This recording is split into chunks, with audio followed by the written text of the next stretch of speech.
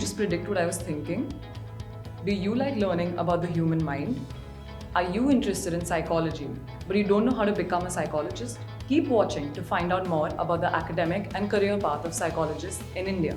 First, get a relevant bachelor's degree. Pursue a BA or a BSc in psychology from a reputed university. Some of the popular universities in India for psychology are AIMS Delhi, St. Xavier's Mumbai, and Christ University. Second, do research, internships, or part-time work. Find ways outside the classroom to boost your CV. Third, do a master's in psychology. This can help you specialize in a specific field such as clinical, sports, or forensic psychology. Do you want to go further? Get a PhD in psychology. Some fields such as clinical psychology, academia, or research really value a PhD. Now it's time for the real world.